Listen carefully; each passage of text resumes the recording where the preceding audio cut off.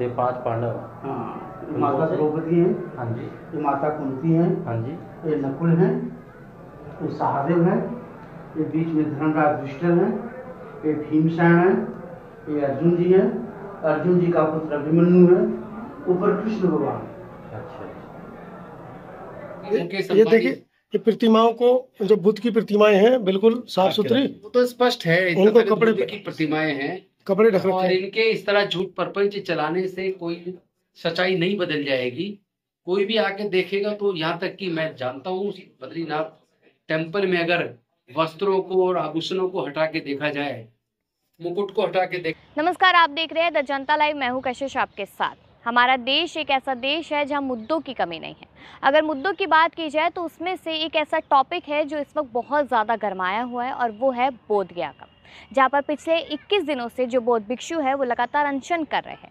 उनकी मांग सिर्फ इतनी सी है कि जो पूरा परिसर है वो उन लोगों के नाम कर दिया जाए, उनके हवाले कर दिया जाए। क्योंकि वहाँ से एक वीडियो वायरल हुआ था जिसमें देखा गया था कि तथागत बुद्ध की जो मूर्तियाँ है उसे पांडव कहा जा रहा है। वहाँ पर शिवलिंग की पूजा की जा रही है, वहाँ पर पिंडदान किया जा रहा है। तो उनका ये कहना है कि इस जगह को तो पाखंडवाद और अंधविश्वास से दूर रखा जाए। अक्सर आपने गौतम बुद्ध की वीडियोस देखी होगी, उनको आपने पढ़ा होगा, सुना होगा। वो हमेशा विज्ञान की बात करते थे, कभी इन सारी चीज़ों को लेकर नहीं कहा कि इन पर विश्वास किया जाए। और इसी मुद्दे को लेकर जो दिल्ली के पूर्व मंत्री है राजेंद्र पाल गौतम, वो वहाँ पे पहुँचे। उनका भी एक वीडियो सोशल मीडिया पर अब सामने आ रहा है जिसमें वो दिखाते नजर आए कि इन्हीं मूर्तियों को, जो तथागत बुद्ध की मूर्तियाँ है, वो किस तरीके से पांडव कही जा रही है, किस तरीके से पूजा पाठ चल रहा है। और उसको लेकर अब राजेंद्र पाल गौतम ने क्या कहा और बौद्ध भिक्षुओं की क्या मांग है, तो इस वीडियो में आपको नजर आएगा। तो देखिएगा और समझिएगा कि आखिरकार बोधगया में जो हो रहा है उसकी हकीकत क्या है। ये वो प्रतिमाएं हैं जिनको ये लोग बोलते हैं कि 5 पांडव हैं। तथागत बुद्ध तो पूरी दुनिया को दिख रहे हैं। बनते जी, वो बुद्ध की फोटो पूरी दुनिया कोई भी देख सकती है। इन्हीं को पांडव बना लिया, इन्हीं को 5 पांडव बना रहे हैं। कहानी बना के पिछले कई दशकों से कब्जा ये करके रखा है इन लोगों ने। ये कब्जा तो मुक्त कराना है मूल निवासियों को बेवकूफ बनाने के लिए। देश के मूल निवासियों से जो आज SC ST OBC के रूप में जाने जाते हैं, या जो कन्वर्टेड माइनॉरिटीज हैं, क्योंकि उनका भी इतिहास देखेंगे तो उनके पूर्वज बौद्ध थे। पूरा भारत बौद्ध में था सम्राट अशोक के टाइम पर। तो ये सारी मूर्तियां तथागत बुद्ध की मूर्ति या उनके जो शिष्य रहे हैं उनकी मूर्तियां हैं। और इसको किस तरह स्वरूप ये बदल कर, ये कपड़े पहनाकर और जिस तरह प्रेषित करते हैं, ये बहुत ही गलत है। ये पूरी तरीके से अवैध है और इतिहास के खिलाफ है, भारत की संस्कृति के खिलाफ है। मैं तो निवेदन करूंगा कि भारत की सरकार तुरंत कार्रवाई करे। बिहार की सरकार तुरंत BT एक्ट को 1949 यानी Buddhist temple management committee act 1949 act को तुरंत रिपीट करे, और इस पूरे महाबोधि टेम्पल में उसके आसपास जितने भी अवैध तरीके से निर्माण हुए उन निर्माण को तुरंत हटाया जाए। और ये पूरा संचालन महाबोधि टेम्पल का बौद्ध भिक्षुओं को दिया जाए, बौद्धों को दिया जाए, क्योंकि भारत बौद्ध में था ही तो इतिहास बताता है। पूरे दुनिया में हमारे देश के प्रधानमंत्री जी और तमाम नेता जब जाते हैं तो वो कहते हैं मैं बुद्ध के देश से आया हूँ। ये देखिए, ये प्रतिमाओं को, जो बुद्ध की प्रतिमाएं हैं बिल्कुल साफ सुथरी, वो तो स्पष्ट है। उनको कपड़े बुद्ध की प्रतिमाएं हैं, कपड़े ढक रखे और हैं। इनके इस तरह झूठ प्रपंच चलाने से कोई सच्चाई नहीं बदल जाएगी। कोई भी आके देखेगा तो यहाँ तक कि मैं जानता हूँ बद्रीनाथ टेम्पल में अगर वस्त्रों को और आभूषणों को हटा के देखा जाए, मुकुट को हटा के देखा जाए, या जैसे जगन्नाथपुरी का जो मंदिर है उसके बारे में तो अपनी राइटिंग्स के अंदर स्वामी विवेकानंद ने 7th वॉल्यूम में खुद कहा है कि अनेकों मंदिर जो है बौद्ध मंदिरों को कन्वर्ट किया गया है, और जगन्नाथपुरी का जो मंदिर है वो भी बौद्ध मंदिर है, बुद्ध की मूर्ति है जिनको उन्होंने उस पर श्रृंगार करके उसको तब्दील किया है और उसको अनऑथराइज कब्जा किया है।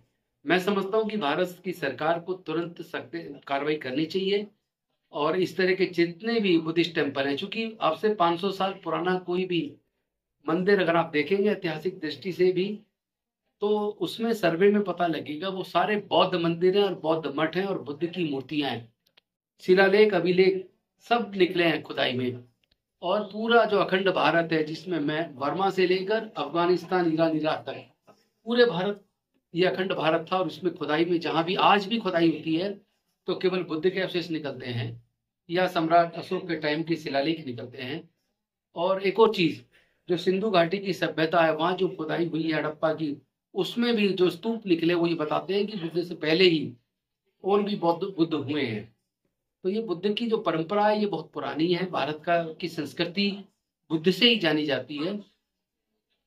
और मैं समझता हूँ कि जल्दी से जल्दी BT एक्ट को रिपील कर देना चाहिए और तमाम देश के जो 2000 से ज्यादा गुफाएं, उसमें 99% में तो केवल बुद्ध की मूर्ति और बुद्ध के अवशेष है। देश के मूल उसमें किसी और की मूर्ति लगा दी गई है, अभी थोड़ी बहुत मूर्तियां। देश के मूल निवासियों को भी इतिहास से परिचित होना पड़ेगा। देश के मूल निवासी, और मूल निवासी जब मैं कहता हूँ तो उसमें अनुसूचित, आज के शब्दों में संवैधानिक भाषा में अनुसूचित जाति, जनजाति और पिछड़ा वर्ग, और साथ में जो रिलीजियस माइनॉरिटी जो कन्वर्टेड है, जो कि मुस्लिम के अंदर भी 85 से 90% कन्वर्टेड है, जो SC ST OBC के लोग कन्वर्ट हुए हैं, कोई 100 साल पहले, कोई 200 साल पहले, कोई 50 साल पहले। जो ईसाई बने हैं, सिख बने हैं, वो भी मेजोरिटी में लोग वो भारत के मूल निवासी बने हैं। तो इतिहास बताता है कि पूरा भारत बौद्ध में था, और उन सब लोगों की संख्या, बौद्धों की संख्या भारत में आज की डेट में भी 90% के आसपास है। तो उन सब से मेरा आह्वान है कि आप पूरे देश के अंदर इस महाबोधि टेम्पल के मुक्ति के आंदोलन को तेज कीजिए, अन्यथा आपकी संस्कृति जिस तरह धीरे धीरे उसको डिस्ट्रॉय किया जा रहा है, उस पर अनौथराइज्ड कब्जे किए जा रहे हैं, तथागत बुद्ध की मूर्तियों का स्वरूप बदला जा रहा है, आपकी संस्कृति कुछ बचेगी नहीं। तो अपनी संस्कृति को बचाने के लिए सब लोग अपने घरों से निकले, और बुद्ध के जो तरीका था, बाबा साहेब का जो तरीका था, शांतिपूर्वक तरीके से, संवैधानिक तरीके से इस आंदोलन को बड़ा कीजिए। ये आंदोलन आपके महापुरुषों की सांस्कृतिक विरासत को बचाने का आंदोलन है। ये हमारे और आपकी शान, स्वाभिमान और सम्मान से जुड़ा मसला है। इसमें कोई दोगलापन नहीं चलेगा, इसमें कोई धोखेबाजी नहीं चलेगी। मेरा आपसे करबद्ध निवेदन है, कम से कम अपनी संस्कृति को बचाने के लिए ईमानदारी के साथ सब एकजुट हो जाओ, और तमाम बौद्ध लोग, तमाम संगठन मिल के एकजुट होकर इस लड़ाई को लड़े। कोई अलग अलग बैनर लेके ना चले। अगर महाबोधि महाविहार मुक्ति आंदोलन है कि उसकी समिति है, उसी में सारे संगठनों को मिलके इस आंदोलन को तेज करना है। मैं ऐसा आप सबसे निवेदन करता हूँ। ये सरेआम चोरी और सीना चोरी चल रही है। This is the biggest religious fraud of the world. दुनिया में इस तरह का फ्रॉड किसी भी देश में, किसी भी रिलीजन के लोगों के साथ नहीं हुआ जो बुद्धिज्म के साथ हो रहा है। जो बौद्ध संस्कृति है, विरासत है, जो पूरे, और मैं ये कहूंगा इंडिया में कॉलम में बेसिक आपको लगता हो कि हिंदुओं की संख्या ज्यादा, मैं कहूँगा मानसिक तौर से अभी भी मेजोरिटी देश में बौद्ध लोगों की है।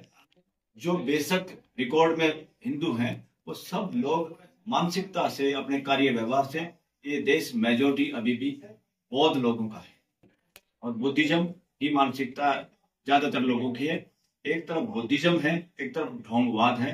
देश की जनता ढोंगवाद के खिलाफ, और ये सरेआम इस तरह से कपड़े से ढक के ये फ्रॉड सरकार की नाकों में हो रहा है।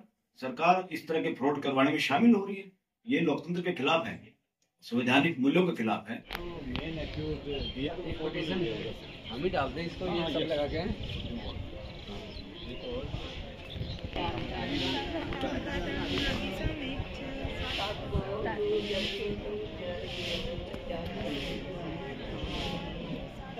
और उनको फिर पूर्णिमा के दिन, वैशाख पूर्णिमा के दिन, आपको पता है कि पूर्णिमा वो दिन है जिस दिन जन्म हुआ, पूर्णिमा ही वो दिन है जिस दिन उनको ज्ञान की प्राप्ति हुई, और पूर्णिमा के दिन ही उनको महापरिनिर्वाण की प्राप्ति हुई। यहाँ इसी जगह पर जहाँ आज महाबोधि टेम्पल हम देख रहे हैं, यहाँ तथागत बुद्ध को ज्ञान की प्राप्ति हुई, और ज्ञान प्राप्त होने के बाद पहला ज्ञान, जिसे धम्मचक्र प्रवर्तन दिवस के रूप में हम लोग मनाते हैं, उन्होंने सारनाथ में जाकर पंचवर्गीय भिक्षुओं को ज्ञान दिया। तो यहां से उनकी यात्रा, ज्ञान को बांटने की यात्रा, संसार में फैले हुए अंधकार को मिटाकर रोशनी पैदा करने की यात्रा, लोगों को दुखों से मुक्ति का मार्ग देने की यात्रा, आपस में करुणा और मैत्री का भाव पैदा करने की यात्रा, इंसान इंसान में किसी प्रकार का भेद ना हो, यह यात्रा, लोग एक दूसरे के प्यार करें, एक दूसरे का सम्मान करें, लोग मिलजुल कर रहे, इस संदेश देने की यात्रा यहां से शुरू हुई। और उसके बाद आप जानते हैं तथागत गौतम बुद्ध का जो ज्ञान था वो इतना विशाल और विस्तृत है, इतना प्राणी मात्र के लिए कल्याणकारी है कि जब सम्राट अशोक ने कलिंग युद्ध जीत लिया, युद्ध जीतने के बाद उन्होंने लगा कि मैंने दुनिया जीत ली, और वो बड़े प्रफुल्लित नजर आ रहे थे कि मैंने दुनिया जीत ली, चारों तरफ खून ही खून, लाशें ही लाशें। एक बंते ने कहा कि तुम इतने प्रफुल्लित हो रहे हो और कह रहे हो कि तुमने दुनिया जीत ली, पहले ये बताओ क्या तुमने अपने अंदर पल रहे राग, द्वेष, लोभ, मोह, अहंकार, गुस्सा और नफरत को जीत लिया? क्या तुम इतनी जो लाशें ही लाशें हैं, क्या इनमें से किसी एक को भी जिंदा कर सकते हैं? इतना सुनते ही सम्राट अशोक ने एकदम से उदार हथियार त्याग दिए और बंते जी के सामने बैठ गए और तथागत बुद्ध की शरण में आ गए, और उन्होंने बुद्ध धर्म की दीक्षा ली और अपने बेटे बेटियों को भी विदेशों में भेजा, और खुद भी उन्होंने पूरे भारत, जो अखंड भारत था उस वक्त का, पूरे देश में जाकर दुनिया को शांति और मानवता का संदेश, समता, स्वतंत्रता, बंधुता, न्याय, प्रज्ञा, करुणा, शील और मैत्री का संदेश तथागत बुद्ध ने दिया। तो आपको याद होगा कि उन्हीं तथागत बुद्ध की याद में जब सम्राट अशोक को पता चला कि तथागत बुद्ध को बोधि प्राप्ति यहाँ गया के अंदर हुई थी, वो यहाँ आए और उन्होंने यहाँ तथागत बुद्ध की याद में उस स्थान पे जहाँ तथागत बुद्ध को बोधि प्राप्त हुई, ज्ञान प्राप्त हुआ, वहां उन्होंने इस महाबोधि टेम्पल का निर्माण कराया।